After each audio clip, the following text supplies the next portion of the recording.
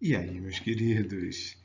Hoje a gente vai fazer a correção daquele nosso primeiro simulado, daquela parte de matemática, para que fique tudo explicadinho, tudo direitinho, que você entenda perfeitamente como se faz cada coisa. Afinal, a ideia é a gente ver como é que foi esse processo, né, dessas aulas remotas que a gente teve e poder, de alguma maneira, dessa devolução, fazer com que todas as lacunas sejam preenchidas. Bora lá? A primeira questão, eu acredito que você ainda se lembre, né? Primeira americana a fazer caminhada espacial desce ao ponto mais profundo do oceano, no Pacífico. Extraordinário. Essa aqui é a imagem da Kate, ou Cat Sullivan, e esse texto conta um pouco da história dessa missão, né? dessa descida. Ter sido a primeira mulher norte-americana a andar no espaço não foi suficiente para Kate Sullivan. Aos 68 anos, a astronauta e oceanógrafa decidiu alcançar o ponto mais profundo do oceano no último domingo, dia 10 de junho de 2020, o Challenger Deep.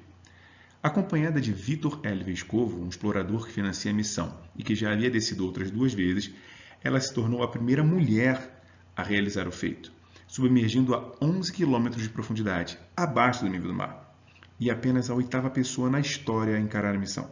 O Challenger Deep é o ponto mais profundo da superfície terrestre. Trata-se de uma depressão lamacenta na Fossa das Marianas, a 320 quilômetros da ilha de Guam, no Oceano Pacífico. O processo de subida durou 4 horas. De volta ao navio, ela fez uma chamada com um grupo de astronautas que está na Estação Espacial Internacional, cerca de 408 quilômetros acima da superfície terrestre. Essa reportagem, esse texto, foi adaptado lá do site g1globo.com e que vai ser fundamental para nossa questão, para o que a gente quer saber. Olha só.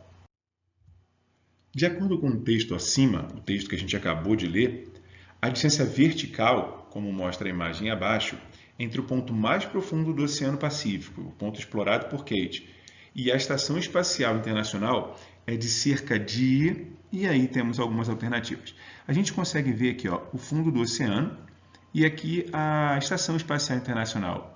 Tá? O nível do mar está aqui. A gente sabe que o nível do mar a gente considera como o zero, né? Para cima, positivo. Para baixo, nunca esqueçam, negativo. O que a gente quer saber é essa distância vertical, daqui até aqui, certo? Tá, Luciano, o que eu preciso saber? Está lá no texto, então para facilitar a nossa vida, eu resgatei alguns trechos, os trechos que apresentam valores numéricos, números, distâncias, tá? O primeiro deles diz que é acompanhada lá do Vitor, ela submergiu a 11 quilômetros de profundidade, tá? E é apenas a oitava pessoa a fazer isso na história. Tá bom. O Challenger Deep é o ponto mais profundo da superfície terrestre. É uma depressão na Fossa das Marianas a 320 quilômetros da ilha de Guam. E depois que ela, quando voltou ao navio, ela fez uma chamada com os astronautas que estão na estação espacial a cerca de 408 quilômetros acima da superfície terrestre. O que eu quero destacar aqui? Ó? Primeiro, ela submergiu a 11 quilômetros de profundidade, abaixo do nível do mar. Depois, que a depressão está a 320 quilômetros da ilha de Guam. E que, por fim, a estação espacial está a cerca de 408 quilômetros acima da superfície terrestre. E não dá para a gente pegar quaisquer valores aqui. Luciano, posso pegar o 11 com 320 e tal? Não, eu tenho que entender isso. Presta atenção nesse segundo parágrafozinho aqui, ó, nessa informação. Ela é relevante para a distância que eu quero entre o fundo da Fossa das Marianas lá e a estação espacial? Não, ela não é relevante para mim. Por que não, Luciano? Ué, eu estou dizendo que essa depressão, né, ela está a 320 quilômetros da ilha de Guam. É como se eu partisse da ilha de Guam, andasse, navegasse 320 quilômetros e aí sim, ali naquele ponto, quando eu descesse, eu estaria na Fossa das Marianas. Mas eu não falei nada de distância, de profundidade dessa fossa. Concorda comigo? Show! Então, esse pedaço não vai interferir no que eu quero. O que eu quero está aqui, ó, dizendo que ela submergiu a 11 quilômetros de profundidade, isso é abaixo do nível do mar, e a outra está aqui, ó, que a estação espacial está a cerca de 408 quilômetros acima da superfície terrestre. Superfície terrestre é o nível do mar, zero. Positivo. Foi? Então vamos lá. como é que eu calculo a distância? A distância é a diferença dessas altitudes. Tô certo? Então, diferença, resultado ó, de uma subtração. A estação espacial está a mais 408 quilômetros, certo? E a profundidade que ela desceu foi de 11 quilômetros para baixo, então é menos 11 quilômetros, certo? Lembra o que a gente fala o tempo todo, toda hora, a vida inteira? Aqui, ó. Eu agora tenho 408 quilômetros mais 11 quilômetros.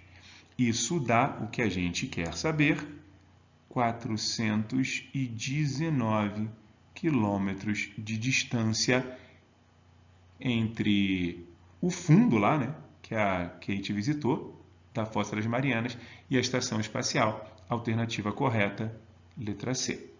Beleza? Vamos para a próxima. A segunda questão diz assim, ó. Observe a figura. Está aqui a figura. Em qual das alternativas há um par de ângulos opostos pelo vértice? E nós temos 4 alternativas para você. Repara que nessa figura nós temos 6 retas, concorda? Reta AD, reta BE e reta FC. Tranquilo? Você identificou essas retas, todas elas passam pelo mesmo ponto, ponto O, ponto de concorrência das 3 retas. Tá. Luciano, como é que eu vou verificar se os ângulos são opostos pelo vértice? Você deve lembrar que a gente falou o seguinte, ângulos opostos pelo vértice são aqueles que os lados de um, né, vou botar logo no plural, são semi-retas opostas aos lados do outro ângulo. Eita ferro! Vou fazer um desenhozinho aqui no rascunho para você visualizar. Quando eu tenho um ângulo aqui, ó, tá vendo? Aqui é um ângulo. São semi-retas, esses dois caras aqui, essas duas semi-retas formam um ângulo. Se eu tiver o prolongamento, dessa semi-reta aqui, tá? E o prolongamento dessa outra semi-reta, viu? Aqui, ó, essa outra semi-reta, eu prolonguei. Esses dois ângulos eu vou chamar de OPV. E aí eu te dei a seguinte dica. Para nós identificarmos se os pares de ângulos são OPV, basta eu fazer os prolongamentos dessas semi-retas. Então, vamos embora aos poucos. Vamos olhar assim, ó, AOB e BOC. Então, identifica o ângulo AOB. O ângulo AOB é esse aqui. Tô certo? Prolonga aqui, ó, prolonga o AO, aqui, ó, e prolonga o OB e BO. Eu acabei de definir esse ângulo. Então, o ângulo AOB, ele é oposto pelo vértice com esse ângulo aqui, ó. Ó, o ângulo DOE. Não é com BOC. Então, letra A não tem um par de ângulos OPV. Está errada a letra A. Vou até fazer um xizinho aqui de errado, certo? Vou para a letra B. COD e AOF. Deixa eu mudar de cor, vou colocar verde aqui para você visualizar comigo. COD e AOF. Bora. COD é esse ângulo aqui, ó. Você está visualizando. Prolonga. Vou prolongar, ó. Vou forçar aqui, tá vendo? Eu tenho aqui esse pedaço. Vou prolongar, eu encontro esse aqui também. Olha lá. Quando eu prolongo, caramba, eu encontro esse ângulo aqui que é OPV. Então, esses dois são OPV. Correto? Beleza, acho que está certo. Repara, COD e o outro aqui é o AOF. Eita, é justamente esses dois ângulos que eu tenho na alternativa. Então, eu posso sim dizer que a alternativa B está correta. Esses dois ângulos são opostos pelo vértice. Foi? Ah, Luciano, mas olha o BOC e o DOE. Vou fazer aqui de amarelo, que aí fica clarinho, não atrapalha. BOC está aqui. Se eu prolongo, ó, eu passo para cá. Então, esses dois são OPV, o BOC e o EOF. Não é o DOE. E nós já vimos, mas vamos ver aqui mais um pouquinho. Vou fazer de laranja aqui, ó. AOB, na letra dele, dá essa ideia, né? Prolonga, e aí eu passo a ter o DOE, como OPV é ele, certo? Ratifica bastante que a única alternativa correta é aquela que tem o COD e o AOF como ângulos OPV. Tranquilo? Vamos lá. A próxima questão é a 19ª questão, né? Obedecendo a ordem das questões do simulado. Eu falei primeira e segunda questões, mas você entende o que eu quero dizer, né? É a 17ª e 18ª questões, respectivamente. Essa diz: como você pode observar, o triângulo ABC abaixo está localizado no plano cartesiano. Aqui para a gente não está abaixo, está do lado. E o plano cartesiano é óbvio que você percebeu os eixos horizontal x e vertical y e os vértices do triângulo pontos ABC. Tá? Se fizermos uma reflexão desse triângulo em relação à origem do plano cartesiano, teremos um triângulo A', B', C' de coordenadas, e aí temos algumas opções para você. Primeira coisa que a gente tem que saber, Luciano, como é que eu acho as coordenadas desses vértices do triângulo ABC? Querido, lembrar que coordenadas de um ponto são dadas pelo par ordenado x, y, sempre nessa ordem. Então, primeiro aqui no A, eu vou olhar para o eixo x, descendo 3, e para o eixo y, aqui, para o lado, 3. No B, eu vou fazer o seguinte, olhando para baixo, eu tenho o menos 2, e olhando aqui para o lado, eu tenho o y, 4. O ponto C, olhando para cima, eu tenho o 2 no x, e olhando para o lado, eu tenho menos 2 no eixo y. Já tenho as coordenadas desses pontos. Tá, Luciano, e o que seria fazer uma reflexão em relação à origem? A origem é esse ponto 0, 0 aqui no meio, tá? Refletir em relação a ele é você fazer o prolongamento da reta que liga, né, esses dois, que contém esses dois pontos, no caso o vértice A e o centro, a origem, o ponto 0 aí, e manter a mesma distância, no outro sentido. Eu vou fazer isso aqui, acompanha comigo aqui de roxo. Se eu pegar aqui o ponto A e fizer o prolongamento, olha lá, até a origem, e vou seguir com essa reta aí, seguir, tá vendo? Quando eu mantenho a mesma distância, eu encontro esse ponto aqui, Esse é o meu ponto A'. Eu vou fazer a mesma coisa com o B, certo? Agora de verde, Vou vir para cá, prolonguei, e vou embora. E aí eu identifico que esse ponto aqui, é claro que eu não estou conseguindo usar uma régua aqui, né, com essa mesa digitalizadora, mas você está visualizando. Esse é o ponto B'. Vou fazer o mesmo com o C. Aqui, foi, olha lá, e vai embora. Na mesma distância, eu identifico que aqui é o vértice C'. Tranquilo? Vamos ligar o triângulo aqui, Eu passo a ter esse triângulo aqui, Viu? Esse triângulo aqui. E quais são essas coordenadas? As coordenadas de A', no x é menos 3, no y também. O B', no x é 2, no y é menos 4.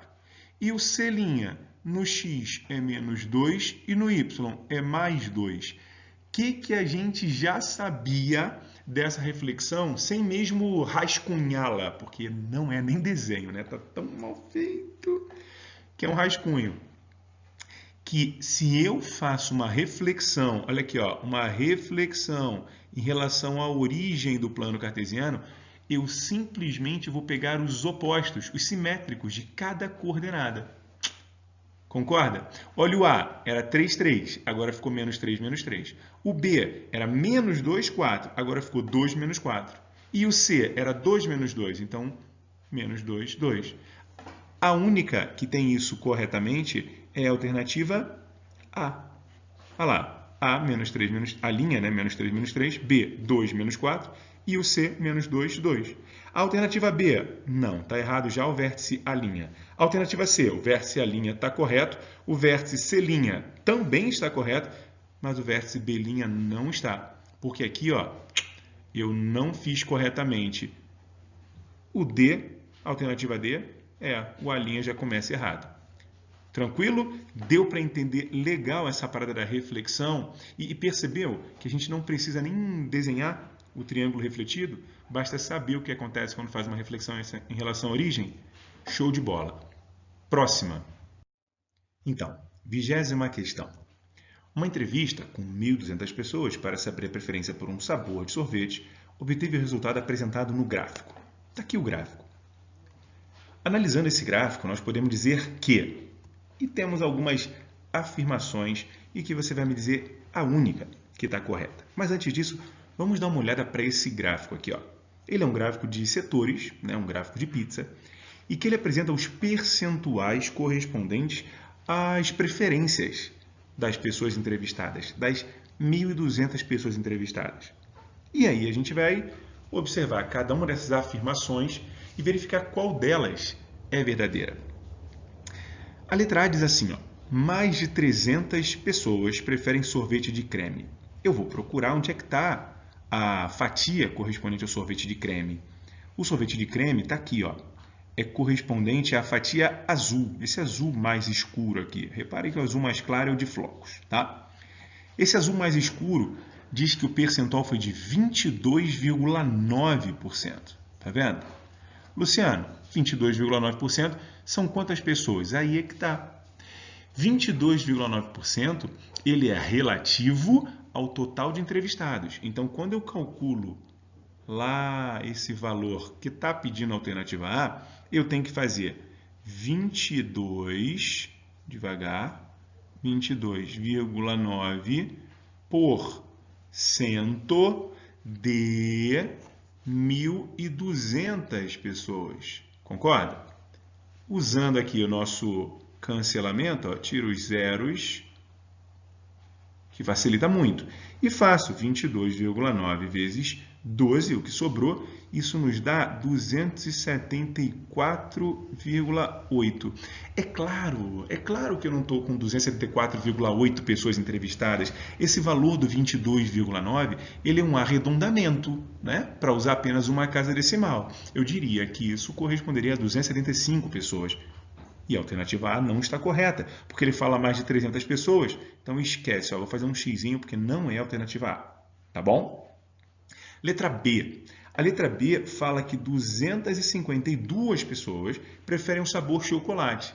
Onde é que está o chocolate? Chocolate está aqui, ó, em laranja, tá vendo? Aqui, ó, chocolate. Essa parte correspondente aos 21% da pizza. Então eu vou fazer 21% de 1.200. De novo, ó, corta zero. E multiplicando 21 vezes 12, adivinha? 252. Exatamente as 252 pessoas que a alternativa B se referiu. Ok, até então essa alternativa está correta. Beleza, mas espera aí, Luciano, vamos dar uma olhada no restante, porque eu fiquei na dúvida. Eu achei valor correto nas alternativas C e D. Será? Então, confere comigo. Ó. Na letra C fala que menos de 120 pessoas preferem sorvete de flocos. Então, vamos embora lá para o flocos. Flocos é aquele azul clarinho, a gente tinha visto. Aí aqui fala 11,8. Você vai calcular 11,8% de 1.200. Mesma história dos dois zerinhos e faz 11,8 vezes 12, que você encontra 141,6. 141,6 é menos de 120? Não, não é. Então, não é a alternativa C. E para finalizar, a alternativa D. 192 pessoas têm preferência por sorvete de morango. Cadê o morango? Morango é o cinza. 16,3. Então, eu faço 16,3% de 1.200. Esquece os zeros e a conta fica simples. 16,3 vezes 12 vai dar 195,6. Não, ele afirmou 192, então também não é. Acabei de confirmar que essa letra B é a alternativa correta. Tranquilo? Você viu? Não adianta só pegar o percentual e achar que essa é a resposta, ou chutar só porque parece que está tão perto daqueles valores. Não, aqui não existe isso. A gente tem que simplesmente calcular esse percentual em relação ao total de pessoas entrevistadas. No caso aqui foi uma entrevista. Beleza? Faz sempre com essa calma, fazendo as continhas direitinho, que você não erra. Tranquilo? 21ª questão. O triplo do inverso do oposto do módulo de menos 1,2 é... Eita, é muita coisa, né, Luciano? Pois é, a gente vai com calma. A gente vai identificando uma coisa de cada vez. Primeira coisa que a gente tem que fazer, módulo. Depois que achar o módulo, o oposto. Depois do oposto, inverte e, por fim, triplica. É como se fosse de dentro para fora, sabe? Eu costumo usar a seguinte frase, o seguinte exemplo. Ó. Eu quero saber quem é o pai do amigo do meu vizinho. Primeiro, eu tenho que saber quem é o meu vizinho, para depois saber o amigo dele e aí sim o pai desse amigo. Eu não posso falar, eu quero o meu pai para ver quem é o amigo dele. Não, eu não posso inverter as coisas. Vem aos poucos, identificando uma coisa de cada vez. Então a gente vai começar assim, aos pouquinhos. Ó. Qual é o módulo de menos 1,2? Módulo, você lembra? A gente coloca entre duas barrinhas. Então tá aqui, ó. O módulo de menos 1,2 nada mais é do que 1,2. Lembrou? Tira o sinal. Simples. Está aqui, módulo de menos 1,2. Só que agora eu quero, ó, vou colocar aqui de azul claro, o oposto disso. Caramba, o oposto tem a ver com sinal. Se esse aqui é 1,2, eu vou colocar numa setinha assim, ó. Aqui, ó. Oposto. Eu quero o oposto disso. Então, inverte o sinal. Ops, troca o sinal, né? Se era menos, vira mais. Passei a ter menos 1,2. Tranquilão, né? Agora vamos embora para o inverso. Opa, inverso eu vou colocar de verde. Se lembra? Para falar de inverso, eu só posso falar de fração. Para aquela troca de numerador com denominador, inverso multiplicativo, lembra? Tá. Então, escrevendo menos 1,2 na forma de fração, eu tenho menos 12 décimos. Lembra disso? Se eu tenho uma casa decimal, eu tenho um zerinho no denominador, 10. Tá? Isso aqui, ó, a gente vai escrever simplificando já. Eu não vou deixar essa fração desse jeito. Dividindo por 2, isso é menos 6 quintos. Tranquilo? Bom, é a mesma coisa. Menos 6 quintos é menos 1,2. Agora eu quero o inverso disso. Se liga, inverso tem a ver com troca de fração, né? Numerador com denominador. Não mexe no sinal. Então isso passa a ser menos 5 sextos. Fiz. O inverso está aqui. Tá bom, Luciano, está faltando só o triplo. Querido, vamos colocar de roxo. Triplo é 3 vezes... Aqui, ó. Ops, fui além da conta. Então, deixa eu apagar aqui, ó.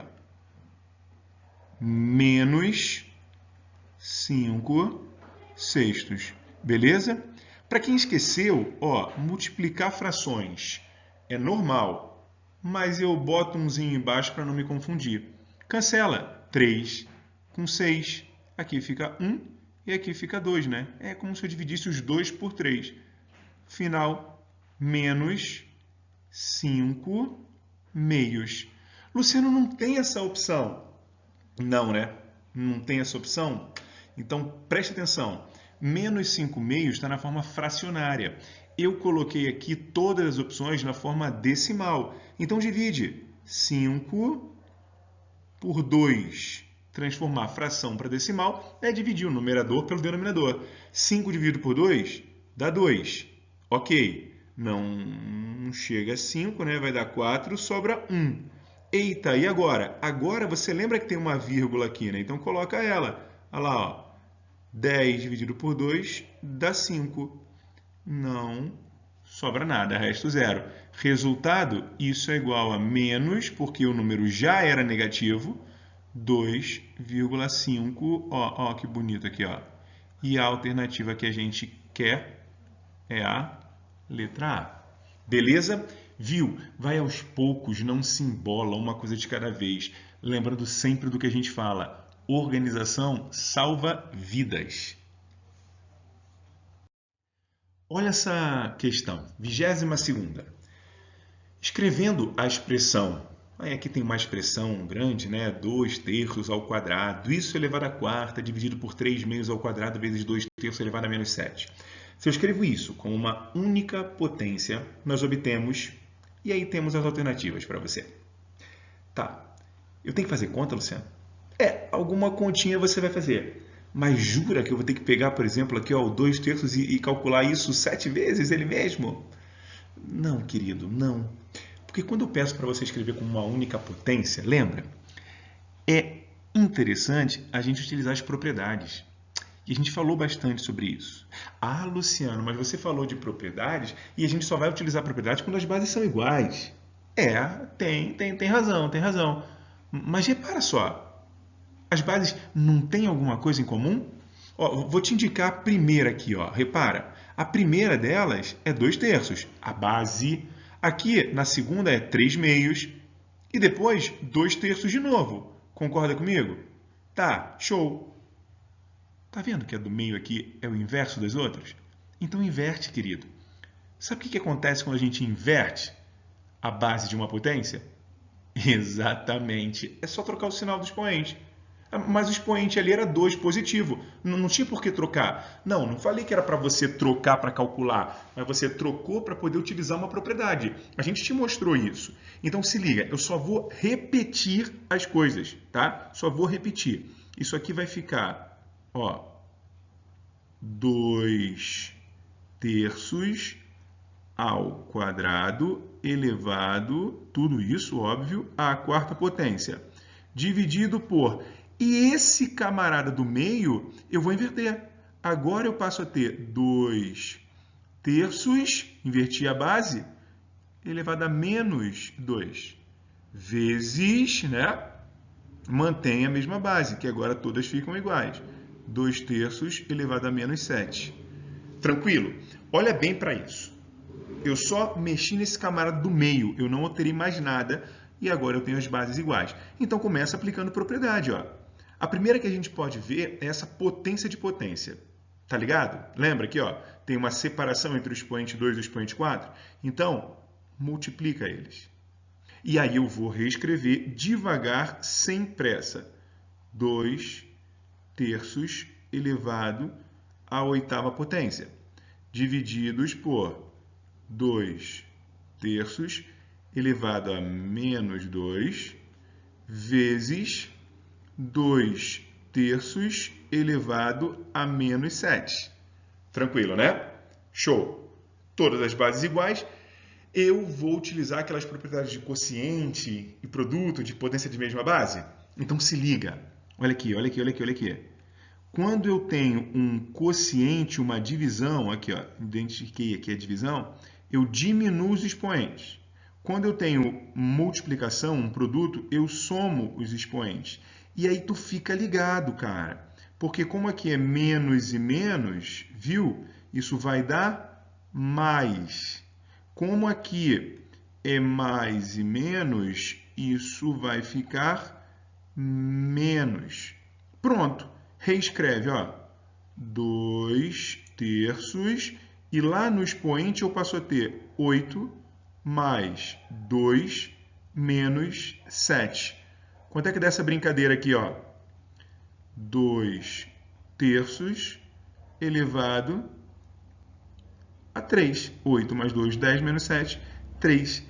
Isso aqui já é a representação daquela expressão como uma única potência. A base é 2 terços e o expoente é 3. E a opção correta? Está aqui, ó. Letra D. Luciano, eu calculei de uma outra maneira. Como é que você fez? Ao invés de eu inverter o 3 meios para virar 2 terços, eu fiz o 2 terços virar 3 meios. E eu cheguei à seguinte conclusão. 3 meios, ó, isso aqui elevado a menos 3. Tá correto? Correto tá. Beleza, bacana, isso aqui tá certo. Só que não tá nas nossas opções. Eu obtive uma em que o expoente era positivo. 2 terços elevado à terceira potência, né? Ao cubo. Aqui não tá. Então você deveria inverter e aí você chegaria à mesma conclusão que eu cheguei, que o correto é a letra D. A gente não tem, ó. A gente tem o 3 meios elevado a menos 2 e o 3 meios elevado a 3. não a menos 3. Visualizou? Ótimo. O que eu quero que você perceba sempre com isso? Que se a gente tem algumas potências aparecendo no meio de uma expressão, eu falei algumas, tem uma divisãozinha, uma multiplicação ali entre elas, é interessante que a gente sempre busque aplicar as propriedades da potenciação. Isso vai facilitar muito a nossa vida. Não é sair fazendo conta, porque no final das contas você vai acabar se perdendo num monte de cálculos, enfim, nas simplificações que vai ter que fazer para chegar nessa única potência, tá bom? É interessante lembrar de novo as propriedades da potenciação e a gente viu as mais relevantes delas, tá? Sigamos. Vamos para a penúltima questão, 23ª, ó. Devido à paralisação das atividades de diversas instituições por todo o país e à adoção de trabalho na modalidade home office por várias empresas, muitos serviços de entregas foram suspensos ou sofreram modificações, entre eles os Correios. A empresa estatal informou a seus colaboradores e clientes no dia 20 de março quais seriam as medidas implementadas para enfrentar a pandemia provocada pelo coronavírus. Por conta das mudanças nos Correios, em um determinado dia, a portaria de um prédio de 3 andares recebeu 336 cartas. Desse total, 1/3 era destinado aos moradores do primeiro andar e 3/4 do que sobrou pertencia aos moradores do segundo andar. As cartas restantes eram para os moradores do último andar. Qual é o número de cartas endereçadas aos moradores do último andar? Bom, tem aí as opções, mas a gente não vai chutar nada, a gente vai calcular. E aí a gente vai de novo, devagar, né? Como a gente costuma falar, com organização. Quer ver? Eu vou destacar primeiro aqui as cartas recebidas pelos moradores do primeiro andar. Então, vou botar primeiro andar, aqui, ó, com organização. Tá bom. A gente lê de novo. Ó. A portaria de um prédio recebeu 336 cartas. Desse total, 1/3 era destinado aos moradores do primeiro andar. Então, vamos embora. Ó. Calcula 1/3 de 336 cartas. Queridos, multiplicação de frações. Vou fazer com calma, porque a gente não precisa sofrer, né? 336 divididos por 3, isso vai dar 112 cartas, certo? Isso foi o que recebeu lá a galera do primeiro andar e tal. 112 cartas endereçadas a eles. Fechado. Aí falei bem, ó. 3/4 do que sobrou. Deixa eu botar aqui de azul claro para você se ligar nisso. Ó. 3/4 do que sobrou. Não é 3/4 de 336. Tem muita gente que vai embora nessa onda. Não é. É 3/4 do que sobrou quando eu entreguei a galera do primeiro. Então eu venho aqui logo, ó, sobrou. Deixa eu aproveitar nessa mesma linha do primeiro andar e eu calculo 336 menos 112. E você vai chegar à conclusão de que sobraram ali 224 cartas. Então vamos embora partir para o segundo andar, ó. Segundo andar. Organização salva-vidas, vou falar isso pra caramba. Tá, 3/4. Então, 3/4 de 224. Luciano, por que de 224, Luciano? Eu não estou entendendo isso. Querido, ele não fala que é do que sobrou? E a gente acabou de calcular que sobrou isso aqui, ó. Então, bota esse umzinho aqui embaixo e vai com calma. É claro que eu posso usar a simplificação, eu vou te falar. Cancelamento, na verdade, né? Eu vou utilizar o cancelamento sim. Simplifica para mim, ó, o 224 com 4. Se eu fizer a divisão de ambos por 4, repara bem. Aqui, cancela dividindo por 4, vai dar 56 e 4 por 4 dá 1. Fica muito melhor, porque agora você simplesmente vai multiplicar 56 por 3 e aí você encontra 168. 168 cartas para a galera do segundo andar. Foi? Tá, Luciano. E o restante? O restante vai para os moradores do terceiro andar, não é isso? Obviamente. Então, eu venho aqui e faço. Ó, eu não tinha 168 cartas para o segundo andar e 112 para o primeiro. Se eu juntar essas cartas aqui, ó, isso dá 112 mais 168, eu descubro que são exatamente 280 cartas. Olha lá, 280 cartas que ele entregou para a galera do primeiro e do segundo. E para o terceiro? Para o terceiro é justamente o que restou. Aqui, ó, deixa eu botar terceiro andar. É o que restou das 336 cartas. Então, eu faço 336 menos 280 e a gente descobre que são 56 cartas para a galera do terceiro andar. 56 a gente encontra na opção C, tá? Tranquilo, né? Acho que é tranquila essa quando a gente faz assim no passo a passo. Deixa eu só te perguntar, teria alguma outra maneira da gente fazer isso? Sim, teria, né? Teria uma outra forma da gente fazer. Repara só, eu vou te mostrar essa outra forma limpando toda essa tela.